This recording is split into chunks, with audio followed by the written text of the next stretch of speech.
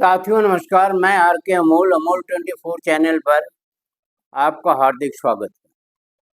छत्तीसगढ़ की राजधानी रायपुर से बेहद हैरान करने वाली और अजीबोगरीब घटना वायरल हो रही है। रीवा के रहने वाले कथावाचक भास्कराचार्य अपनी प्रेमिका से मिलने के लिए रायपुर आए थे। रायपुर छत्तीसगढ़ की राजधानी है। वहाँ अनिल गुप्ता की पत्नी, जो एक 18 वर्षीय लड़के की माँ भी है, उससे उनका प्रेम प्रसंग चल रहा था। प्रेम प्रसंग के संबंध में ही वो छत्तीसगढ़ आए थे अपनी प्रेमिका से मिलने के लिए।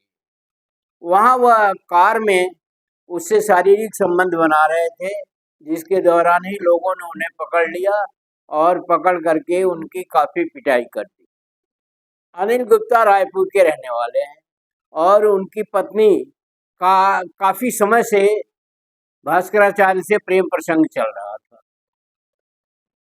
अब पिटाई के पश्चात मामला जो है चारों तरफ फैल गया और अनिल गुप्ता ने इसकी एफआईआर जो है स्थानीय थाने में कराई और पुलिस कार्रवाई कर रही है। साथ ही अनिल गुप्ता ने अपने पत्नी को उस भास्कराचार्य कथावाचक के साथ रहने की भी अनुमति दे दी।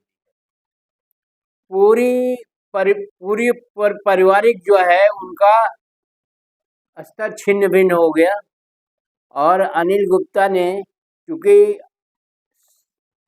ये घटना वायरल हो गई और सभी लोगों के संज्ञान में आ गया, तो उस पत्नी के साथ इनका रहना संभव नहीं है और उन्होंने उसको उसी भास्कराचार्य के साथ रहने की अनुमति दे दी। यह कितना ही दुर्भाग्यपूर्ण और निंदनीय घटना है। साधु सन्यासी, मैं कई बार और अपने अनेक वीडियो में मैं कहता हूँ कि ये साधु सन्यासी या तो राजनीति करते हैं, ये व्यभिचार करते हैं, समाज में गंदगी फैलाते हैं और समाज के अंदर ये कुकर्म के लिए जाने जाते हैं। ऐसी स्थिति में कुछ राजनीतिक दल ऐसे साधुओं को सपोर्ट करता है, उनकी प्रशंसा करता है, उनका मान सम्मान करता है। देश का दुर्भाग्य दोनों तरफ से है कि अगर कोई पार्टी इस तरह का कार्य कर रही है तो वो पूरी तरह से निंदनीय। साधु सन्यासी इस तरह का कार्य कर रहे हैं, वो भी पूरी तरह से निंदनीय।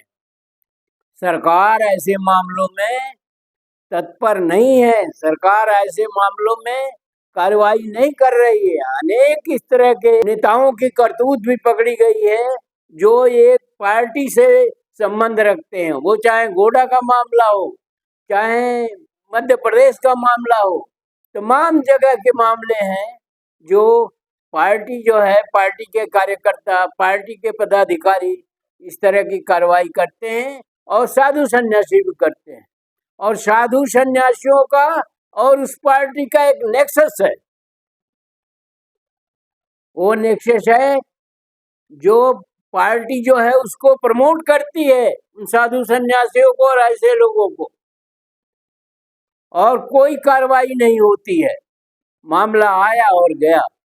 कितना घृणित ये घटना है कि एक कथावाचक भी साधु सन्यासी की ही श्रेणी में आता है। वो एक शादीशुदा स्त्री से यह प्रेम प्रसंग चला रहा है और कार में, ये घटना कार में घटित हुई है। कितना दुर्भाग्यपूर्ण है। उस साधु की घटना कितनी दुर्भाग्यपूर्ण है, उसको साधु कहेंगे? इस तरह के अनेकों साधु हैं जो देश को, समाज को और पूरी व्यवस्था को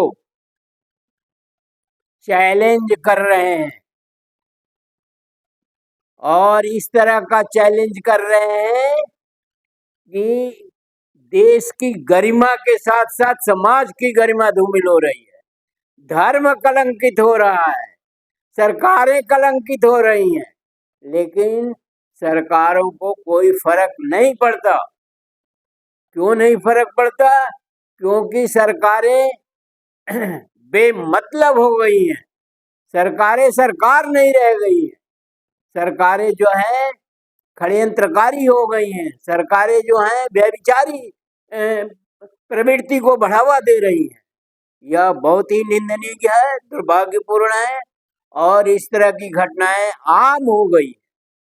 आए दिन इस तरह की घटनाएं घटित हो रही हैं, जिसका संज्ञान लेना चाहिए, शासन को संज्ञान लेना चाहिए, प्रशासनिक अधिकारियों को संज्ञान लेना चाहिए और न्यायिक प्रणाली को संज्ञान लेना चाहिए, ताकि इस तरह की घटना न घटे और समाज में गंदगी न फैले। बताइए, जिसका 18 साल का बेटा है, उसका पूरा परिवार तहस नहस हो गया, उस लड़के पर क्या बीत रही होगी, उस पति पर क्या बीत रही होगी।